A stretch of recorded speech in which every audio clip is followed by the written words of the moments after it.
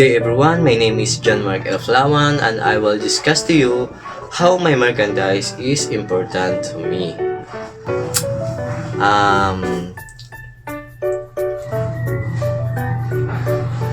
This Stitch is owned by Disney. Alam naman natin yung Disney is malaking company siya.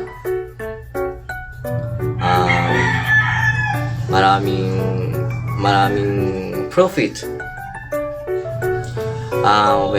When fans buy Stitch toys, kumikita ang Disney at other international partners. This shows global economic imperialisms because big foreign corporations control popular characters and they earn money from fans all over the world, including us Filipinos. Kahit cute yung mga toy na to, it represents how global companies dominate the market and profit more than local toy producers. How foreign media shapes us Filipino preference and culture. Stitch comes from an American movie which we call Stitch and Lilo. So it reflects Western or American influence. Many Filipinos grow up watching Disney films like Stitch and Lilo. Kaya naapektuhan yung mga Pilipino naapektuhan yung mga Filipino ng kanilang taste sa characters and stories. The cat toy naman is on my left hand, shows Asian influence, especially the kawaii or cute style from Japan, Korea, or even China. These combinations shows how Filipinos' culture is shaped by foreign media blending Western and Asian influences in our hobbies and collections. How fandoms spread worldwide? Paano daw yung fandoms kumalat worldwide or nag-spread worldwide? Because of globalizations, fandoms like Stitch and cat toys spread easily across countries through movies, streaming apps, social media, and online shoppings. Fans everywhere can see the same characters. Kahit nasa Pilipinas ako, ikaw, sila, o tayo, you can still be part of a global fandom. Your toy collections proves that fandoms are no longer global. They are shared worldwide. Dahil din sa technology, mas napapabilis yung interconnectedness nating mga fans ng merchandise or ng Stitch.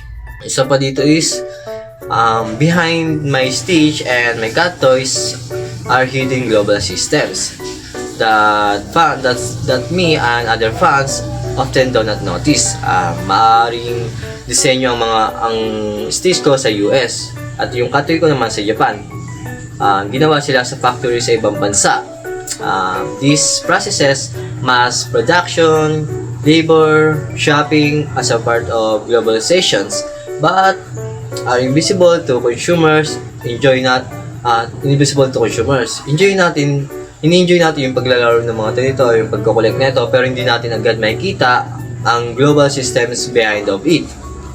Next is yung sameness and interconnectedness. How fans across the world share the same fandom culture. Fans like me or you, other fans from different countries collect the same Stitch toys or other collections toy collections. Kahit iba-iba yung culture natin, pare-pare naman tayo ng fandom experience. Same ng taste, same ng hobbies, ng collections. Through social media, fans share photos, reviews, and collections. Kaya nagiging connected ang mga tao globally. Your toy collection shows how your toy collection and my toy collection shows how globalizations creates sameness while still connecting people across the borders. Next naman is yung 7 questions na sasagutin ko about my merchandise. This is Stitch, my chosen merch. This is Cat Toy. Together with Cat Toy, both connected to the Lilo and Stitch fandom.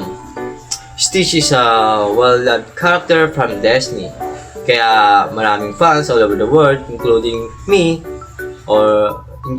in the Philippines, share merchandise. This merchandise is important to me, especially this Stitch, because they give comfort and happiness. And Stitch is my favorite color, which is blue.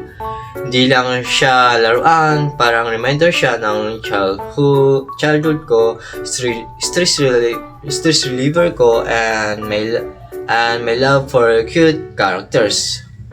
When I see or hug them, nakakagaan ng mood or nakakawala ng bad mood. Most Disney merch like Stitch toys are mass-produced in countries like American.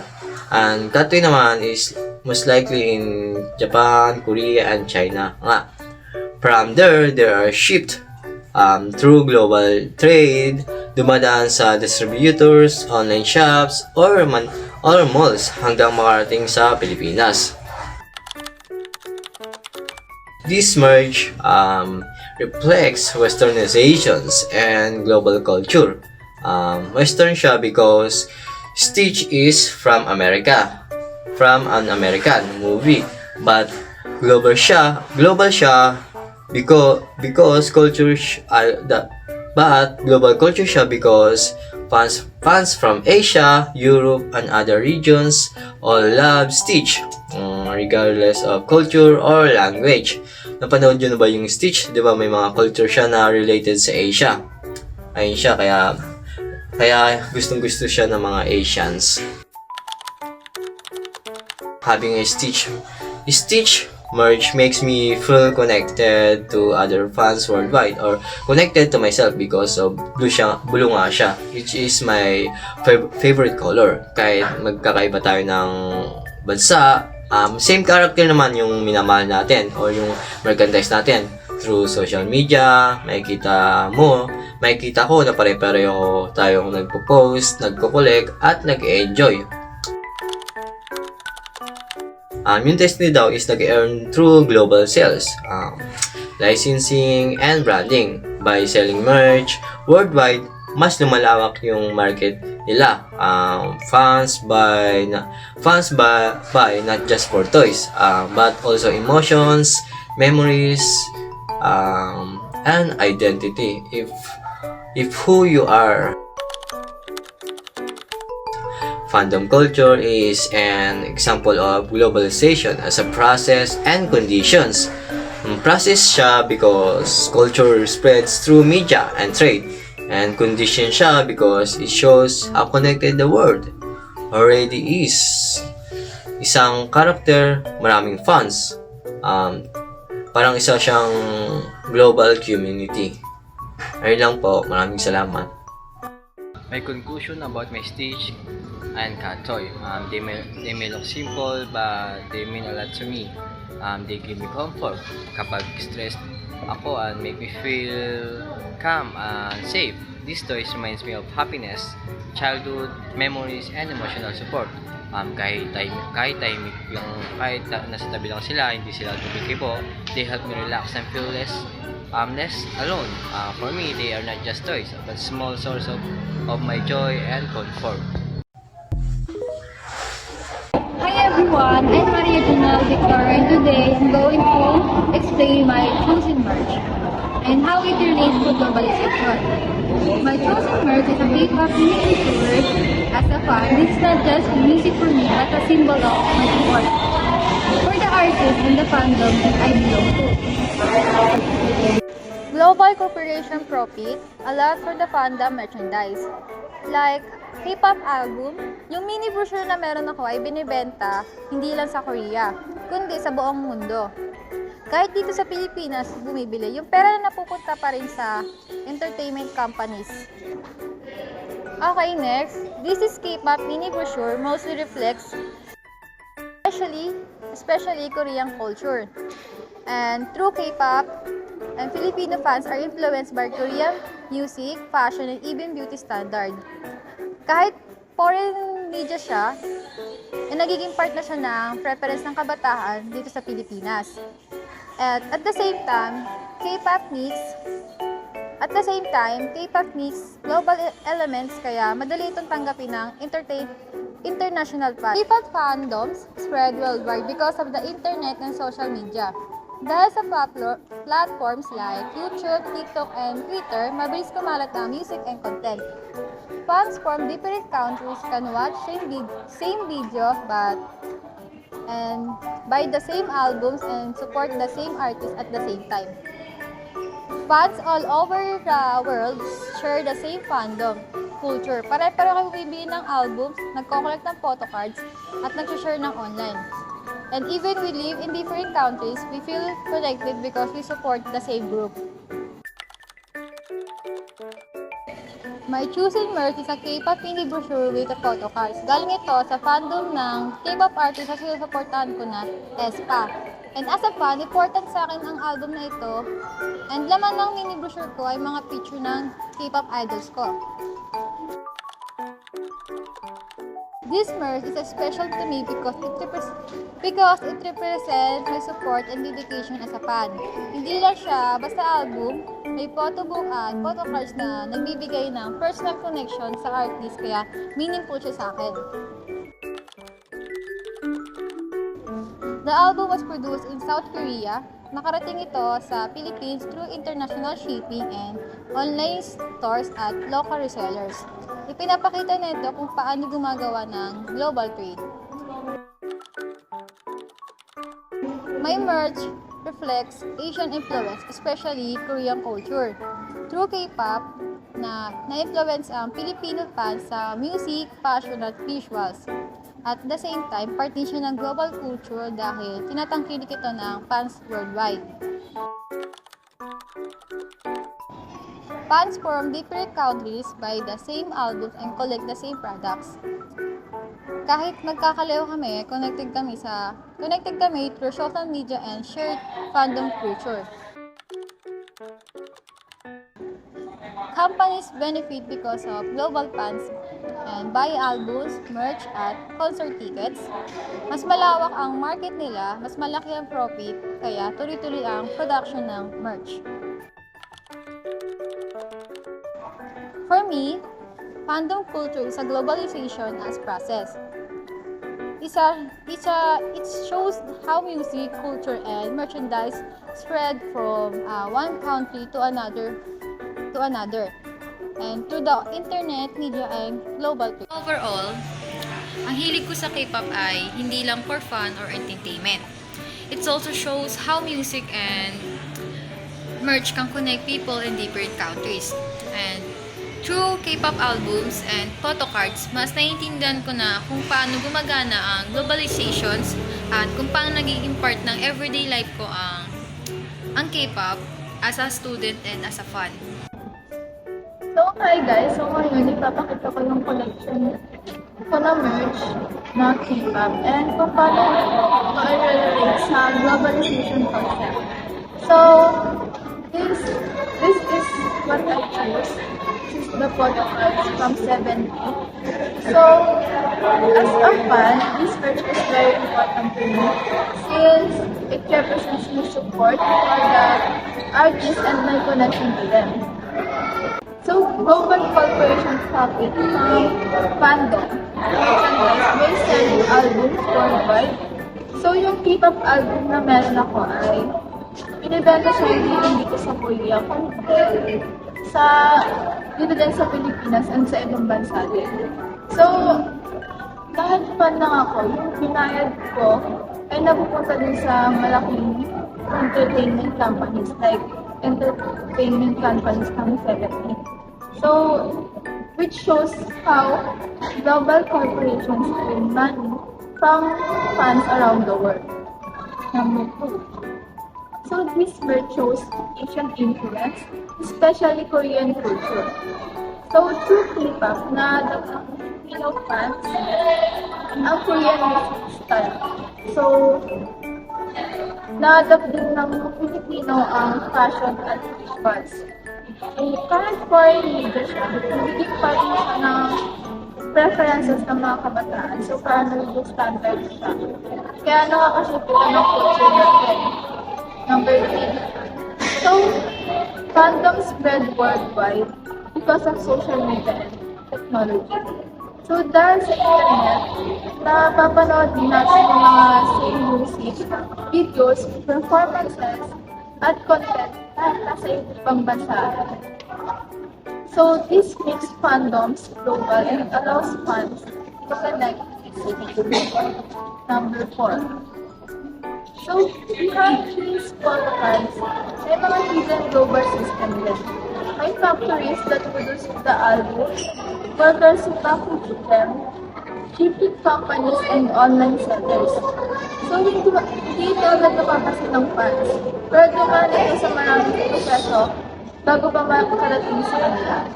So, number 5. Fans around the world share the same fandom culture. Pare-pareho kami nagko-collect ng photo cards, bumibili ng albums at nag-share online. Even if we live in different countries, connected kami because we support the same artist. So my chosen merch is photo cards from 17. So nag-start po ako maging carrots noong pandemic. And mahilig po ako manood ng mga videos nila and mga photo cards. Pero ito lang yung nadala ko. And this is one way I show my support to the group. These 17 photo cards are special to me because they feel more personal compared to other merch. So yung photo cards na to, hindi lang siya special because dahil 17 to. Special din to because they are given to me. So, each photo card has a different concept and member. Kaya parang may personal connection ako sa kanila. So, as a fan, collecting photo cards makes me happy and proud to be a Karat. So, the photo cards are produced in South Korea. Dumating sila sa Pilipinas through album purchases, online stores, and resellers. So this shows how global distribution works, kahit nasa ibang country ang fans. So my merch reflects Asian influence, especially Korean culture, because 17 is a K-pop group. So at the same time, part din siya ng global culture since fans from different countries collect the same photo cards and support the same group.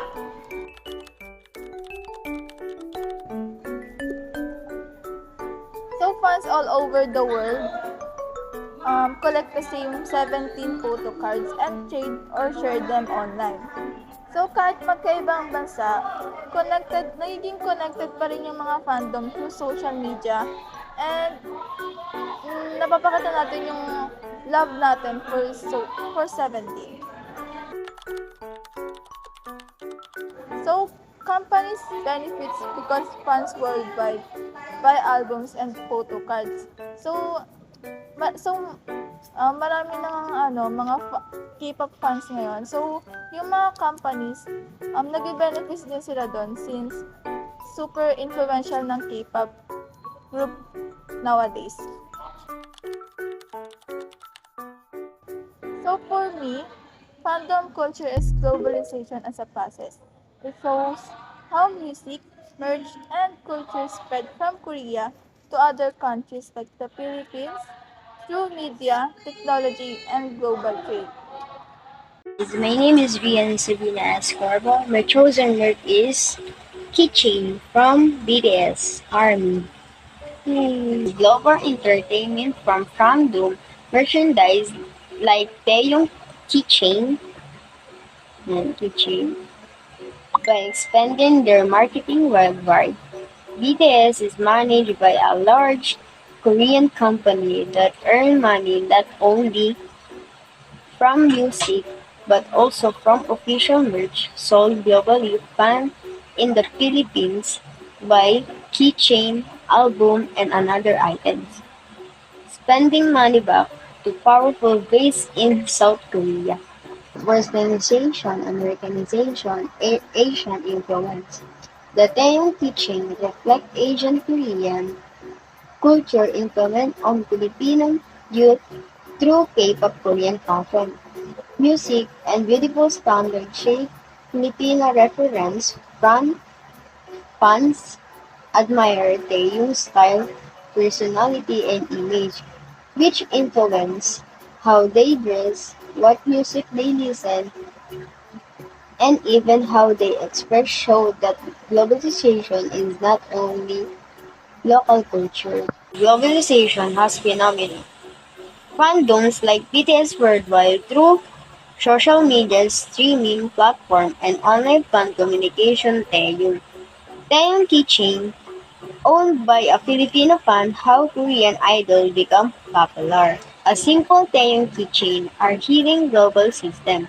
The keychain may be designed in Korean, another country, shipped international, and sold online or in local store.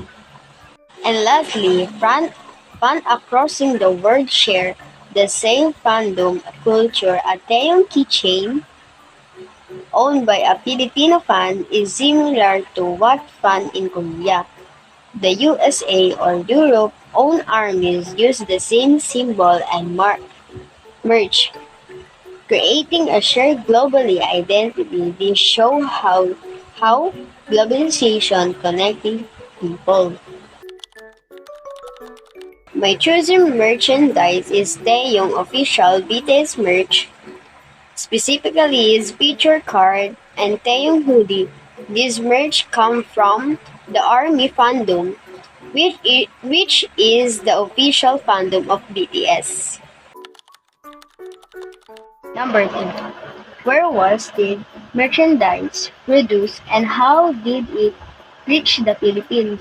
Most BTS and Taeyong merchandise is produced in South Korea. It reached the Philippines through online shopping platform BTS official BTS store, international shipping, and local K-pop shop. This shows how global trend allows from to assist. Number 4.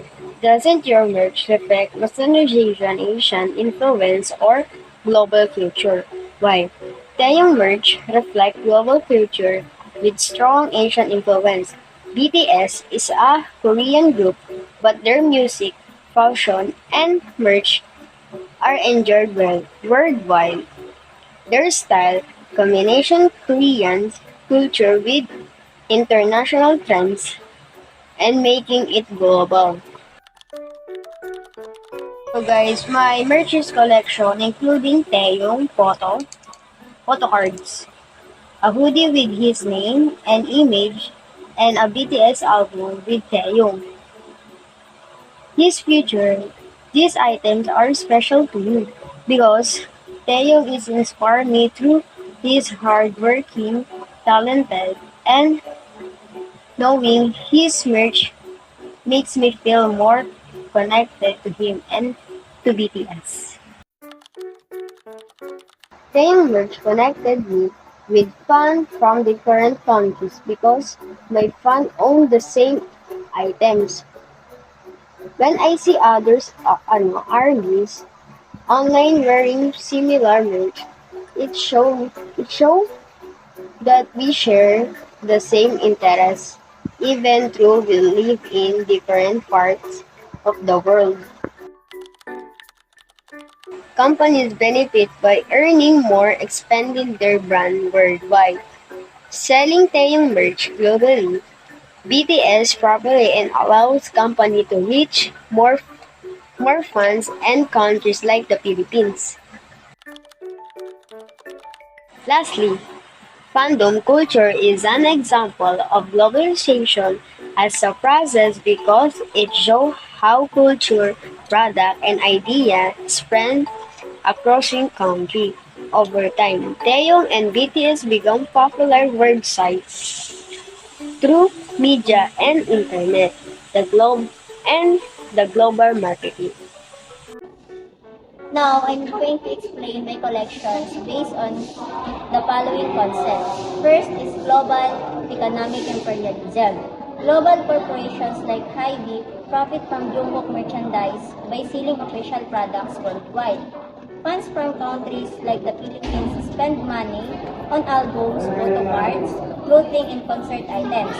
Because BTS has a huge global fan base, companies earn large profits from international fans, even though the products are controlled and priced by big corporations.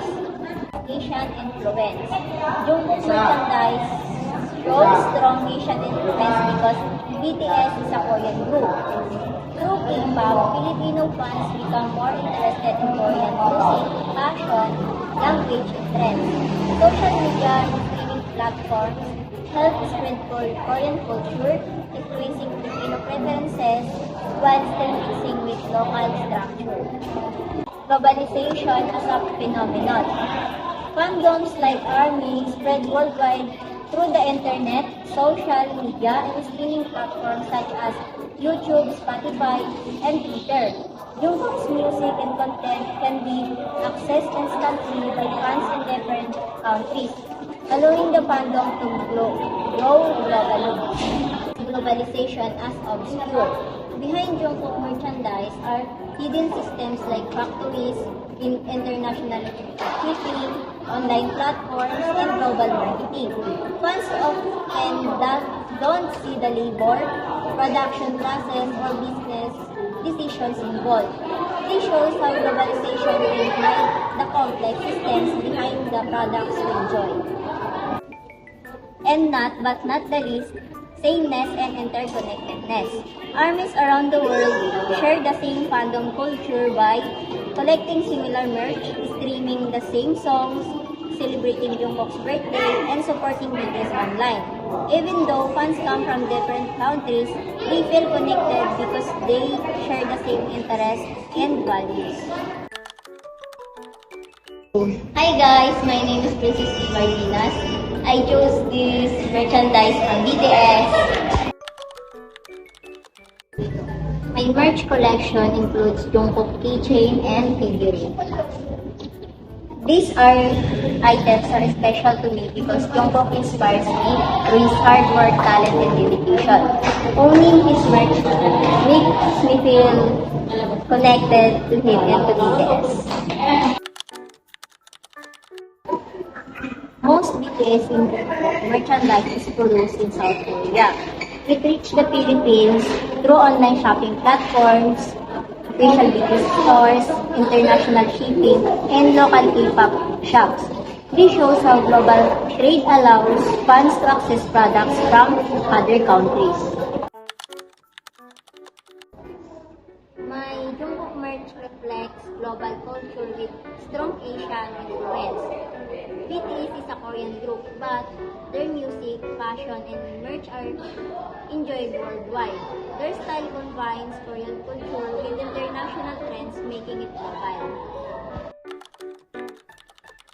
Jungkook merch connects me with fans from different countries because my fans own the same items. When I see other armies online wearing similar merch, it shows that we share the same interests even though we live in different parts of the world. Companies benefit by earning more profit and expanding their brand worldwide. Selling Jungkook merch globally increases BTS popularity and allows companies to reach more fans, especially in countries like the Philippines. Fandom culture is an example of globalization as a process because it shows culture, products, and ideas spread across countries over time. Jungkook and BTS became popular worldwide through media, the internet, and global marketing. That's all. I hope you enjoy and learn something about my favorite fandom. Bye-bye! I'm Janarina Esteliada. And I'm Jezreel B. Ambrosio. So our first question is, what is our chosen merch and from which fandom? So my merch is Photogard and it's from Enhypen of K-pop group from South Korea. Ang napili kong merch ay Enhypen photo cards mula sa Indian fandom and ang Enhypen ay isang K-pop group galing South Korea. So, this is my merch. Meron akong collection ng Enhypen photo cards ng mga members. Special ito sa akin kasi limited items sila at hindi madaling makuha. So my merch is this one and special to sa akin kasi ito yung mga idol ko and napaka-importante sa akin to kasi napapakita na ito na importante sila sa akin. So, ang Enhypen photo card po is from or produced from the South Korea and napupunta ito sa Philippines from online shopping or local seller. Ang sagot ko naman is, ang Enhypen photo cards ay produced sa South Korea. Nakakarating ito sa Pilipinas through international shipping, online K-pop shops at local sellers. Minsan, kasama rin sila sa mga albums na binibenta dito. Ang Enhypen photo cards ay nagpapakita ng global culture. Asian influence siya dahil Korean group ang Enhypen. Pero global dahil fans mula sa iba't ibang bansa ang nagko-collect at sumusuporta sa kanila. So, it shows global cultures and Asian influence because it is Korean group and Enhypen. Pero global siya kasi or dahil nakikita siya sa iba't ibang bansa or maraming sumusuporta sa kanila. 5. How does your fandom merge from interconnectedness with fans worldwide? So, ang photocard po is nag-interconnected siya sa fans worldwide. Dahil nagbebenta or tinatrade siya for photocards and from online kahit na nasa ibang bansa tayo or nasa ibang bansa yung iba. And pare-pareho din kaming nagva-value ng same merch from Inchin. May answer for number 5. Pinapakita ng photo cards ang interconnectedness ng fans worldwide dahil nagtatrade at nagbebenta ng photo cards ang fans online kahit magkakaibang bansa. Pare-pareho kami nagva-value ng same merch bilang engine. Nakikinabang ang companies dahil lumalaki ang kita nila sa global sales ng photo cards. Dahil sa international demand, mas nagiging successful at mas nakikilala ang Enhypen worldwide. And as he said nga po, similar naman kami ng question and answer. So, as he said nga po, companies po is nakikinabang to sa global sales dahil po mas lumalaki po ito and dahil nga po sa photocard. And dahil rin po sa international demand is mas nagiging successful po ito and mas nakikilala or mas lumalaki yung kanilang fandom from or explain. So, ang fandom culture po ay halimbawa or example po ng globalization as a process dahil pinapakita or pinapakilala nito yung paano kumakalat ang K-pop culture and fandom mula sa South Korea or sa iba pang bansa. Pupunta rin ito sa iba't ibang bansa kasama ang mga Pilipinas. May answer for number 7. Ang fandom culture ay halimbawa ng globalization as a process dahil pinapakita nito kung paano kumakalat ang K-pop culture of fandom merch mula sa South Korea papunta sa iba't ibang bansa kasama na ang Pilipinas. My chosen merchandise is from Bruce Lee fandom, which I own a Bruce Lee minifigure featuring an iconic martial art pose. This merchandise is special to me because it represents Bruce Lee's values of self-discipline, self-expression, and self-improvement. Having this merch allows me to express admiration for his philosophy and legacy, not just his fame. Most Bruce Lee merchandise today is mass-produced in countries such as China and other parts of Asia. And this is distributed globally through international brands like Lazada, Shopee, and other online platforms. Because of the global trade, e-commerce and shopping networks, this merchandise reaches the Philippines, making global cultural product accessible to our local fans. My chosen merch is not only Westernization or Asian influence, but the merchandise reflects global culture because Bruce Lee himself bridged Eastern and Western traditions by combining Chinese martial arts with Western philosophies and cinema. Owning a Bruce Lee merchandise connects me to fans across different countries who admire the same figure. Online fan communities, social media groups, and international conventions allow fans to share collections, stories, and ideas. This reflects to what sociologists describe as a global fan network, where shared symbols create a sense of belonging beyond national boundaries. Companies benefit by expanding their markets beyond one country. Bruce Lee's global recognition allows brands to sell merchandise to fans worldwide, increasing profit and brand longevity. Cultural economists explain that iconic figures like Bruce Lee remain commercially valuable because their image continues to resonate across generations and cultures. And last but not the least, fandom culture is best understood as globalization as a process. It shows how ideas, images, and products move across borders over time. Bruce Lee's legacy is spread through films, media, and merchandise, gradually shaping a global fan culture. This ongoing exchange demonstrates globalization as a continuous process rather than a fixed condition. Now I will connect and explain my Bruce Lee's fandom merchandise and explain how it reflects important ideas about globalization such as economic imperialism, cultural influence, and global interconnectedness. First is global economic imperialism. So global companies profit from Bruce Lee merchandise by producing items like shirts and posters and also the figurine I owned at a low cost and selling them worldwide.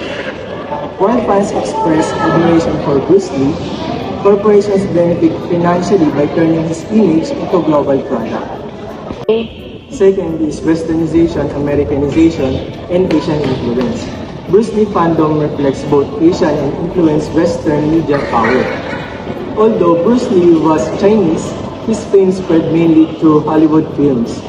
Filipino audiences were influenced by foreign media, which is shaped preferences for martial art films and action culture. This image shows how Asian values are packaged and spread through Western platforms. Now, third is globalization as a phenomenon.